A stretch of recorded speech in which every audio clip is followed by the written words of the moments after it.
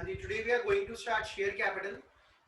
ठीक है, तो जो ये वीडियोस उन लोगों के लिए रेलिवेंट है जिनके एग्जाम्स हैं और जिन्होंने क्वेश्चन सॉल्व करना सीखना है। तो बहुत डिटेल में हम कॉन्सेप्ट्स नहीं सीखने वाले इसमें, लेकिन हाँ थोड़ी थोड़ी सारी बातें हम सीखेंगे। तो this video will contain questions on each and every topic of share capital.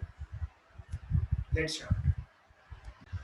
देखिए क्वेश्चन है शेयर कैपिटल का, तो it is a kind of full fledged question. थोड़ा सा और डिफिकल्ट बनाया जा सकता है, बट मैंने थोड़ा सा मीडियोकर लेवल का क्वेश्चन निकाला है ये। देखिए, XYZ limited registered with capital of 20 lakh, 20 lakh तक के शेयर इशू कर सकती है। ये इसकी ऑथोराइज कैपिटल है। जितनी मैक्सिमम कैपिटल इशू कर सकती है कंपनी, उसको हम बोलते हैं ऑथोराइज कैपिटल या रजिस्टर्ड कैपिटल। 100 रुपए के शेयर में डिवाइडेड है 15,000 शेयर्स ये कंपनी इशू कर रही है, 40, 60 और 30। तो आप देखिए टोटल बन गया 130। इसका मतलब ये शेयर प्रीमियम पे इशू हो रहा है, इसमें 30 रुपए प्रीमियम। अब कह रहे हैं एप्लीकेशन रिसीव फॉर 20,000 शेयर्स। तो ये ओवर सब्सक्रिप्शन का केस बन गया। इसमें शेयर्स लोगों ने ज्यादा डिमांड करे हैं, हमने 15,000 शेयर इशू करने हैं। एक्सेस मनी जो आई है उसको फर्दर कॉल्स पे एडजस्ट करना है। इसी लाइन से हमें पता चल जाता है ये प्रोराटा का केस। प्रोराटा का मतलब क्या होता है? डिमांड ज्यादा है, सप्लाई कम है, तो उस केस में क्या होता है, उन सभी लोगों को एक्सेप्ट करा जाता है, you will become our share holders, लेकिन सबको कम कम शेयर दे दिए जाते हैं। जैसे जिसने 10 शेयर मांगे उसको 8 दे दिए। ठीक है, तो यहाँ पे क्या है, यहाँ पे जो रेशो है वो है 20,000 जिन्होंने मांगे उनको 15,000 दे रहे हैं। तो यहाँ पे रेशो आ जाएगा 4:3 का। जिसने 4 शेयर मांगे उसको 3 शेयर मिलेंगे, तो उसका 1 शेयर का जो फालतू पैसा है वो हम आगे एडजस्ट कर लेंगे।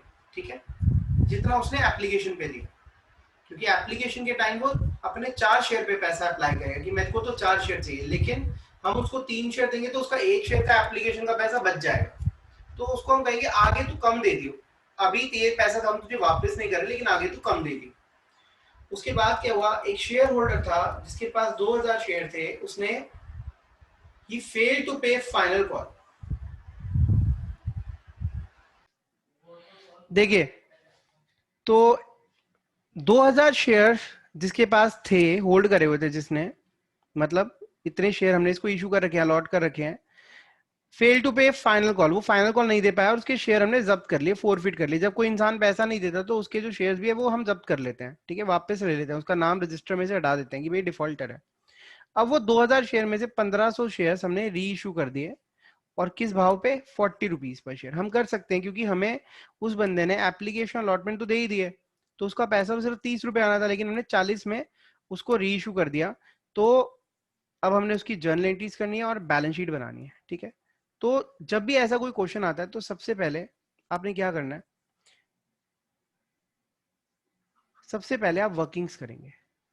ठीक है, यहाँ हमने थोड़ा सा स्पेस छोड़ दिया। ठीक है, एग्जाम देना है तो थोड़ा स्पेस छोड़ देते हैं, तो मैंने यहाँ पे स्पेस छोड़ दिया ये। अब यहाँ से मैं वर्किंग शुरू कर रहा हूँ। ठीक है, ये क्वेश्चन वर्किंग वर्किंग में ही आपका खत्म हो जाना चाहिए। तो सबसे पहली वर्किंग क्या होती है? Adjustment of excess money. Adjustment of excess money. देखिए हुआ क्या था, सबसे पहले आपने देखना है कि शेयर्स अप्लाई कितने हुए थे, अप्लाइड शेयर्स।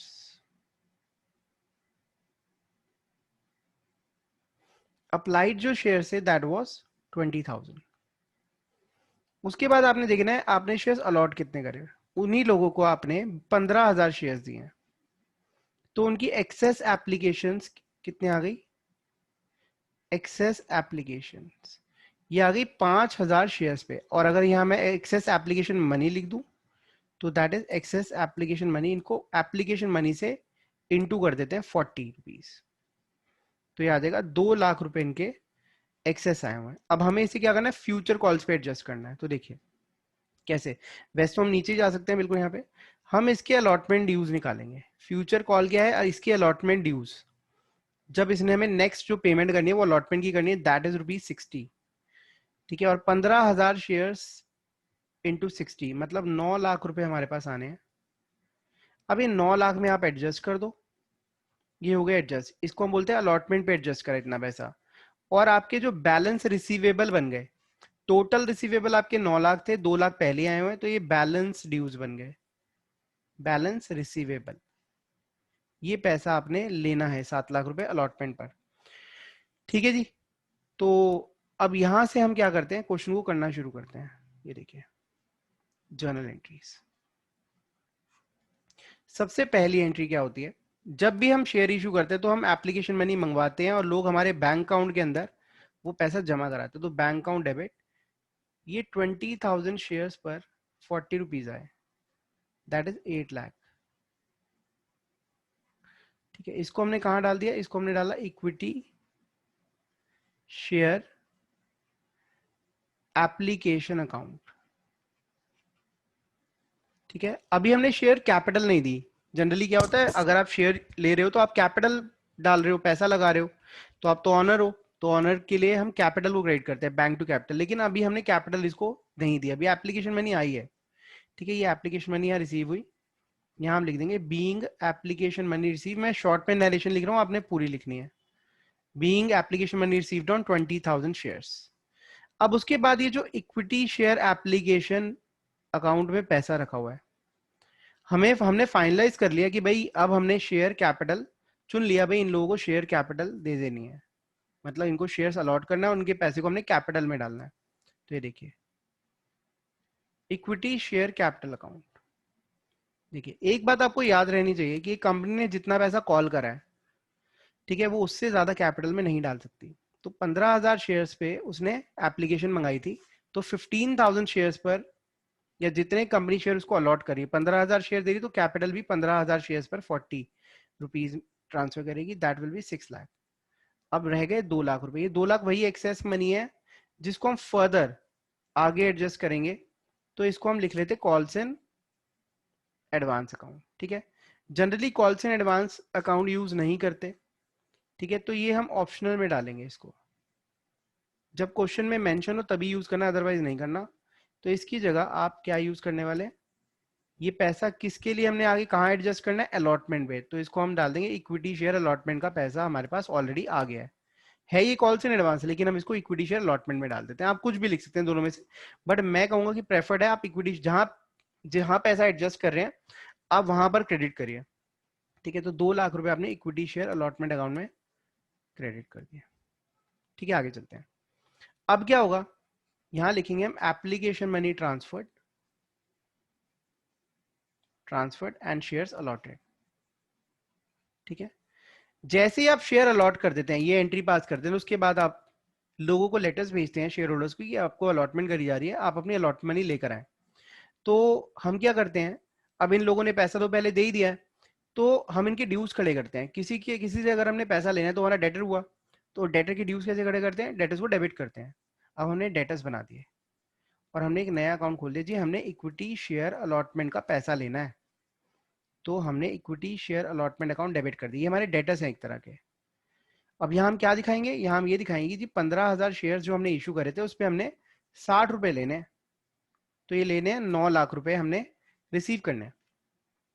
अब 9 लाख हमने रिसीव करने हैं, 9 लाख में किस लिए रिसीव करने हैं, क्रेडिट क्या होगा, ये कैपिटल हम ऑलरेडी इनको क्रेडिट कर देंगे। अब आप कहोगे सर कैपिटल क्यों क्रेडिट कर दी, पैसा तो आया नहीं। तो अगर हमारे बिजनेस के लिए डेटर्स इंट्रोड्यूस हो रहे हैं तो एंट्री क्या होगी, डेटर्स टू कैपिटल हो जाएगी ना। क्लियर है, अगर ये पैसा नहीं देंगे तो एंट्री रिवर्स मार देंगे, कोई दिक्कत थोड़ी ना है। हम तो ये दिखा रहे हैं कि डेटर्स को हम पैसा ले रहे हैं, किस लिए ले रहे हैं, for the purpose of capital. ठीक है, तो हमने कैपिटल, अब यहाँ कैपिटल कितनी है 15,000 इंटू 30।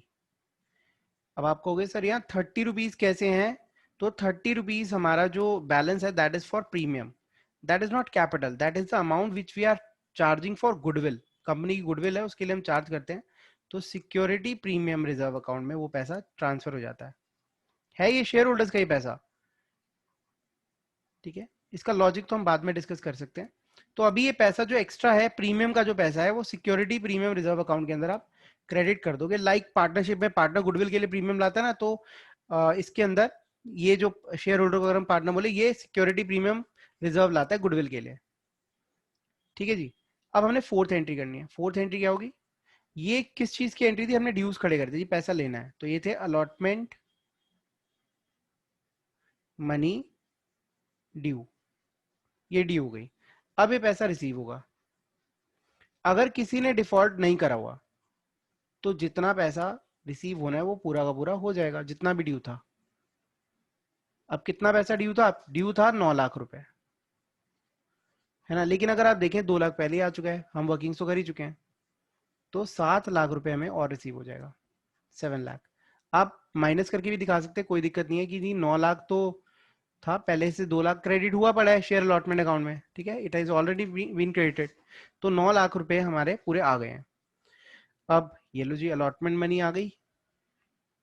अब अलॉटमेंट के बाद आप कितनी भी किस्तों में पैसा मंगवा सकते हो, पहली और दूसरी है, पहली एप्लीकेशन दूसरी अलॉटमेंट होती है, ठीक है। कई बार पहली एप्लीकेशन अलॉटमेंट साथ में ही मंगवा सकते हैं, ठीक है। तो अब जो नेक्स्ट है अलॉटमेंट के बाद वाली जो कॉल्स होती है वो कितनी भी इंस्टॉलमेंट में मंगा सकते हो आप, लेकिन यहाँ पर एक ही इंस्टॉलमेंट है, तो हम वो इंस्टॉलमेंट ड्यू करेंगे, इक्विटी शेयर। अब ड्यूज खड़े करेंगे, ड्यूज का नाम क्या हो जाएगा, अलॉटमेंट की जगह फाइनल कॉल। इक्विटी शेयर के लिए फाइनल कॉल मंगाई, 15,000 शेयर्स पे कितना, 30 रुपीज, तो दैट विल बी 4,50,000। ये पैसा हम कैपिटल में क्रेडिट कर देंगे कि हमने इतना पैसा लेना है फॉर कैपिटल। कैपिटल हमारी क्रेडिट हो गई 4.5 लाख, ठीक है। डरने की बात नहीं है, अगर कोई पैसा नहीं देगा तो ये एंट्री रिवर्स भी हो जाएगी, अभी करके दिखाऊंगा। बीइंग फाइनल कॉल ड्यू, ये फाइनल कॉल ड्यू हो गई। अब इसकी सिक्स एंट्री क्या होगी, ये पैसा आएगा bank account debit to equity share final call. अब यहां पे दिक्कत हो गई, पैसा आना चाहिए था 4.5 लाख, लेकिन एक डिफॉल्टर आ गया। 4.5 लाख में से एक डिफॉल्टर था जिसके पास 2,000 शेयर्स थे, उसने पैसा नहीं दिया, पूरा ही नहीं दिया, 30 रुपीज, तो 60,000 नहीं दिए, तो ये 3,90,000 जो है ये हमारा आ गया। देखिए डेबिट कितना आ रहा है, ड्यूज कितने खड़े हुए हैं, 4.5 लाख, क्रेडिट कितना है, इक्विटी से फाइनल कॉल, मतलब 60,000 रुपए का डिफरेंस है जो हमने लेना है। आप इस डिफरेंस को एक नए अकाउंट में डाल सकते हैं, कॉल्स इन अरियर्स अकाउंट। तो उस केस में क्या होगा, यहां पर 4.5 लाख आ जाएगा, और जो बैंक के अंदर 390 गया, बाकी कॉल्स इन अरियर्स अकाउंट में डेबिट हो जाएगा। लेकिन हमने कॉल्स इन एडवांस की तरह he calls in arrears account को भी तब यूज करना है जब जरूरत हो, अभी नहीं करना। अब आ जाते हैं सेवेंथ एंट्री। सेवेंथ एंट्री किस चीज की है, जिस बंदे ने पैसा नहीं दिया उसको हमने फोरफिट कर लेना है। मतलब फोरफिट करने का मतलब क्या, उसको जो दी हुई कैपिटल है वापस ले लो। अच्छा, हमने कैपिटल कब कब दी, जब जब पैसा ड्यू हुआ, है ना, जब जब हमने ड्यूज खड़े करे, तो हमने इसे जितने ड्यूज अभी तक खड़े करे हुए हैं सारे जो हैं कैपिटल, सारे अमाउंट की कैपिटल डेबिट कर दो। 2,000 शेयर्स के हमने कितने ड्यूज खड़े करे हुए हैं, 40, 60 और 30, 130 रुपीज हमने सारे मंगा लिए हैं अभी तक, है ना, सारे ड्यूज खड़े कर चुके हैं मतलब। लेकिन ये 130 में से 30 तो प्रीमियम में गया, तो 100 रुपए जो है वो कैपिटल हम डेबिट कर देंगे, इसको जो दी हुई थी कैपिटल वो हमने कैंसिल कर दी, मैंने कहा था ना रिवर्स कर देंगे कैपिटल। और अब जो पैसा इसने, जिससे हमने, जो हमने पैसा इससे लेना था वो हमने कैंसिल कर दिया। वो कहाँ, कौन से अकाउंट में पड़ा हुआ था ड्यूज, इससे हमने फाइनल कॉल के ड्यूज लेने थे।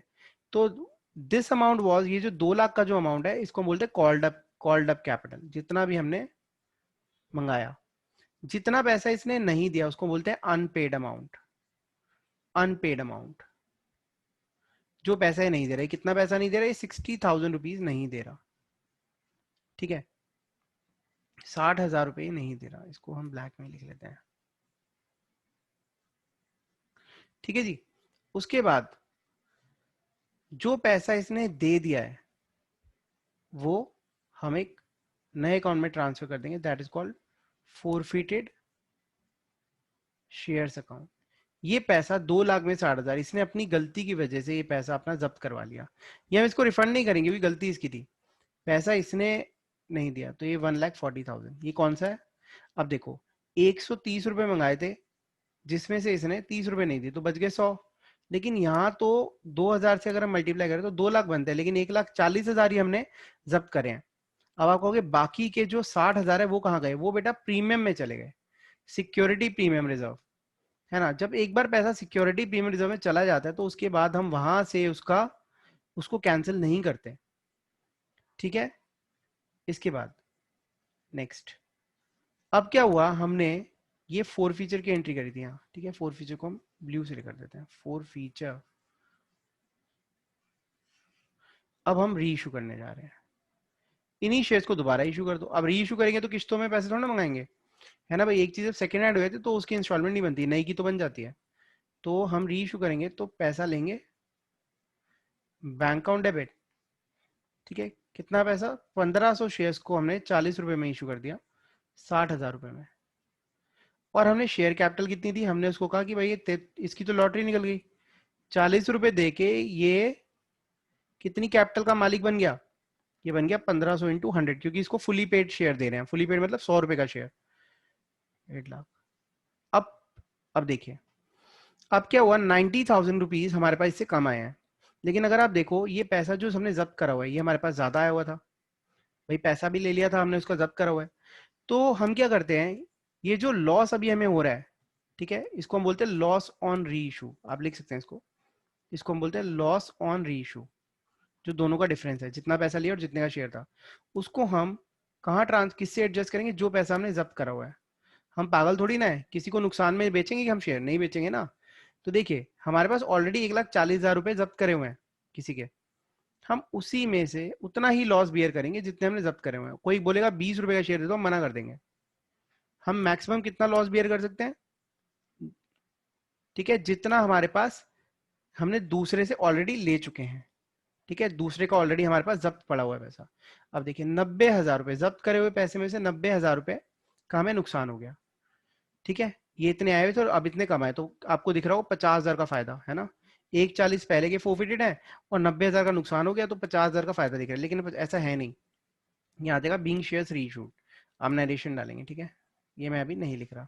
अब देखिए, अब कहते हैं फायदा, फायदा हुआ या नहीं हुआ, यहाँ मैं आपको कैलकुलेट करना सिखाता हूँ। वर्किंग नोट नंबर 2, जो फायदा होता है ये नॉर्मल प्रॉफिट नहीं है, इसलिए इस प्रॉफिट को हम कैपिटल रिजर्व नाम के रिजर्व में ट्रांसफर करते हैं। तो यहाँ पे आएगा amount to be transferred to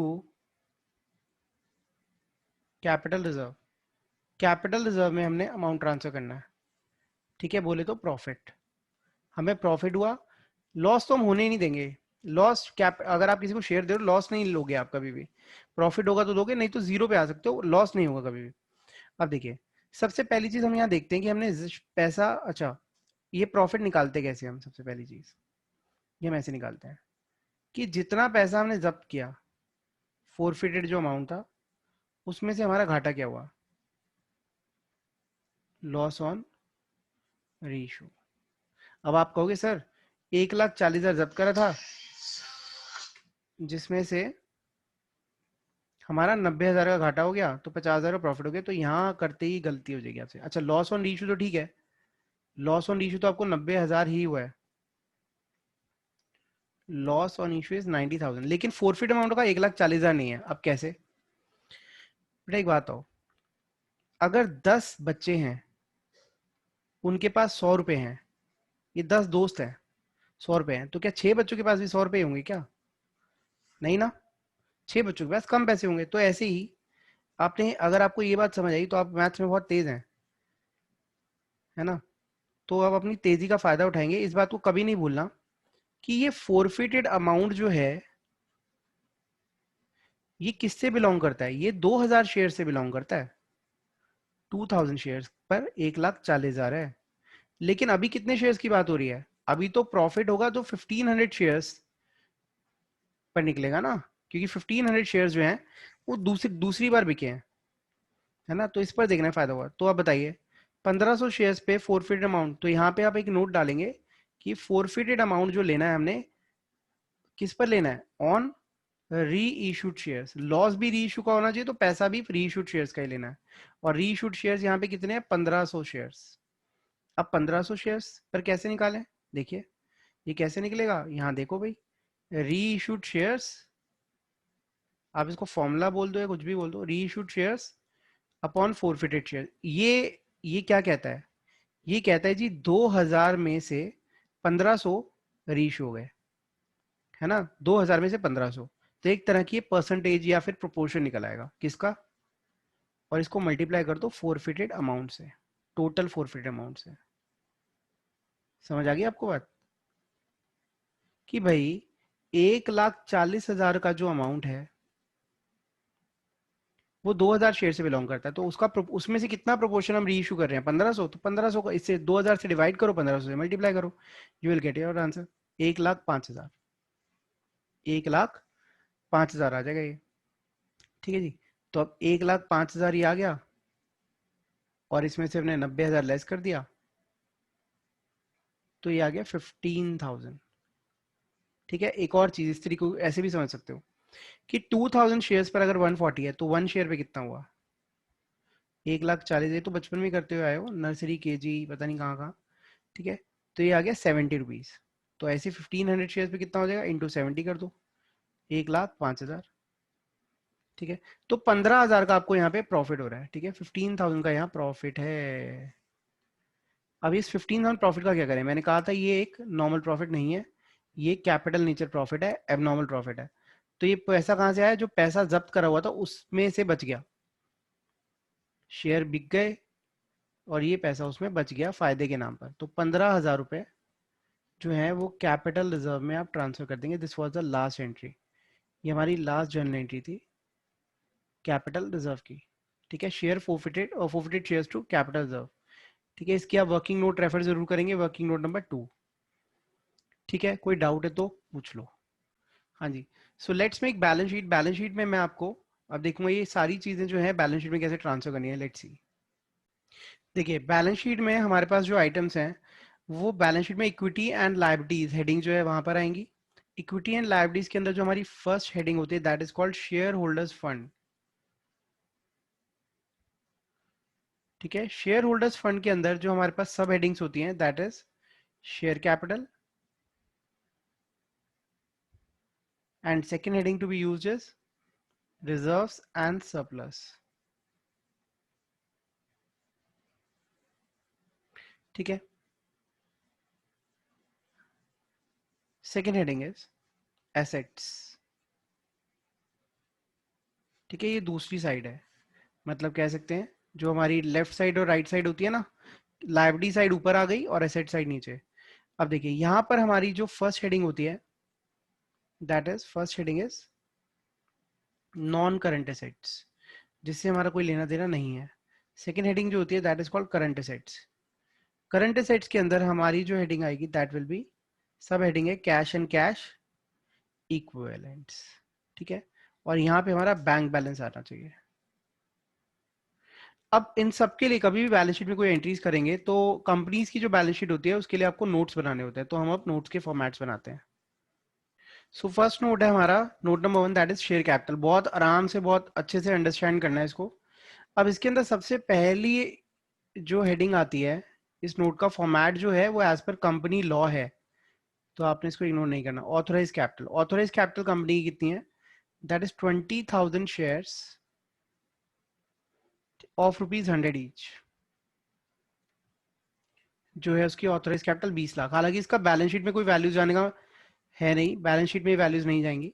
इसके बाद हम इशूड कैपिटल लिखते हैं, ये इंफॉर्मेशन के लिए है। Issued capital is 15,000 shares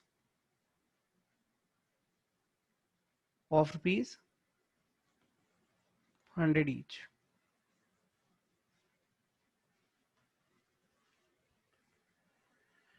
then इसके बाद हमारे पास आती है सब्सक्राइब्ड, जो लोगों के पास है capital, and fully paid up capital. ठीक है, subscribed and fully paid up capital. अब subscribed and fully paid up capital यही आपके काम की फिगर्स हैं। फुल्ली पेड अप मतलब इतना पैसा आपके पास आ चुका है। अब देखिए यहाँ पर जो आपके पास फुल्ली पेड अप शेयर्स हैं, फुल्ली पेड अप का मतलब क्या होता है, जिन पे सारा पैसा आ चुका है। 15,000 शेयर्स आपने इशू करे थे, जिसमें से 2,000 आपने फोरफिट कर दिए, फिर 1,500 आपने दोबारा इशू कर दिए। तो आपके पास जो शेयर्स हैं दैट इज 14,500 शेयर्स जो फुली पेड अप है, जिन पे सारा पैसा आ चुका है, आपने कोई पैसा नहीं लेना है। तो 14,500 शेयर्स ऑफ ₹100 ईच, 100 रुपए का एक शेयर है, हमेशा फेस वैल्यू पे आता है। 14,50,000 आपकी फुली पेड अप कैपिटल हो गई। इसके बाद आता है पार्शली पेड अप कैपिटल, ठीक है, या फिर पार्टली पेड अप कैपिटल, जिसका कुछ अमाउंट आया कुछ नहीं आया। अब देखिए यहाँ पे कोई ऐसे शेयर्स नहीं जिनका कोई पैसा आना है, क्योंकि आपने 2000 शेयर्स जो थे जिनका पैसा आना था उनको जब्त कर लिया, उसमें से 1500 आपने पूरे री इशू कर दिए, तो बच गए 500 शेयर्स। ये 500 शेयर्स ही वो शेयर्स हैं जिन पर जो ना री इशू हो पाए और इन पर पैसा अभी आना बाकी था, लेकिन अब आप फोरफिट कर चुके हैं, तो यहां पर आप फोरफिटेड शेयर्स अकाउंट का बैलेंस लिखेंगे। अब आप कहोगे सर बैलेंस कैसे लिखें, तो याद है जैसे कि आपने 1500 शेयर्स का फोरफिटेड अमाउंट निकाला था, ऐसे ही आप 500 शेयर्स का निकालेंगे। कैसे निकलेगा ये देखिए, दिखा देते हैं आपको। ऐसे निकाला था आपने 1500 शेयर्स का फोरफिट अमाउंट, अब 500 का निकालेंगे, तो 500 अपॉन 2000 इंटू 1,40,000, तो दैट विल बी कितना आ जाएगा 10,500।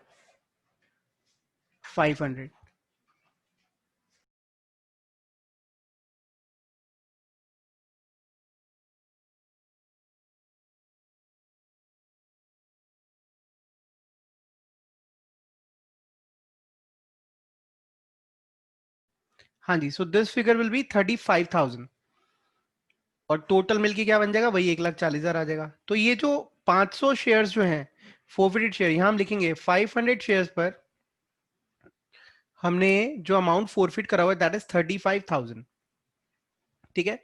ये भी है तो पेड अप अमाउंट ना, अभी कैपिटल का पार्ट तो नहीं है, लेकिन है तो कैपिटल के लिए आया हुआ है, इसलिए हमने इसको कैपिटल हेडिंग में दिखाया। 14,50,000 प्लस 35,000, तो ये हो जाएगा 14,85,000।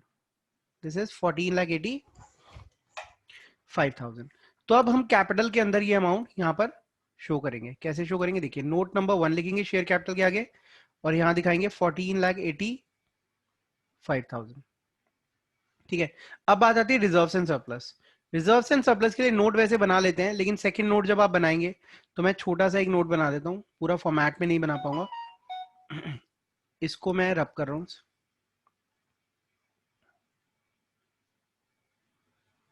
सो नोट नंबर 2 में सिर्फ एसपीआर आएगा, और एसपीआर आप कहां से देख सकते हैं, देखिए जर्नल एंट्रीज के अंदर हमने एसपीआर का अमाउंट एक बार क्रेडिट करा हुआ है, दैट इज 4,50,000, तो ये 4.5 लाख, ये कभी डेबिट तो हुआ नहीं, तो 4,50,000 हमारा एसपीआर। सिक्योरिटी प्रीमियम रिजर्व जो किसका पार्ट है, रिजर्व एंड सरप्लस का पार्ट है, 4.5 लाख, ठीक है। तो ये कितना आ जाएगा टोटल, दैट इज 1535 प्लस 4, 19,35,000, ठीक है। अब देखिए बैंक का टोटल करिए, बैंक में कितना पैसा आया हुआ है, तो अगर आप बैंक का टोटल करेंगे तो बैंक की एंट्रीज देखिए 8 lakh, 8 lakh plus bank entry 7 lakh, 15 lakh, 15 lakh plus 3 lakh 90,000, 18,90,000, 18,90,000 plus 60,000, तो ये कितना आ जाएगा 19,50,000 आ रहा है आई थिंक। ये 19,50,000 का अमाउंट आ रहा है, तो मतलब हमारा कहीं ना कुछ मिस्टेक हमने करी है। एक बार उसको चेक कर लेते हैं। तो पुनीत जी जो हमारे साथ क्लास के अंदर है, उनका कहना है सर आपने कैपिटल रिजर्व नहीं डाला, आपने सिक्योरिटी प्रीमियम रिजर्व तो डाल दिया, और इस बात से पुनीत हो गए फेमस गुरु की गलती बताने के लिए रिकॉर्डेड क्लास में। 4,65,000, 4,65,000 था, इसको काट के 4,65,000 कर देंगे, तो ये भी आपका 19,50,000 आ जाएगा, दोनों साइड्स मैच कर जाएंगी, और इस तरीके से हमारी बैलेंस शीट बन गई, ठीक है। दोनों साइड का आप टोटल लिख देंगे।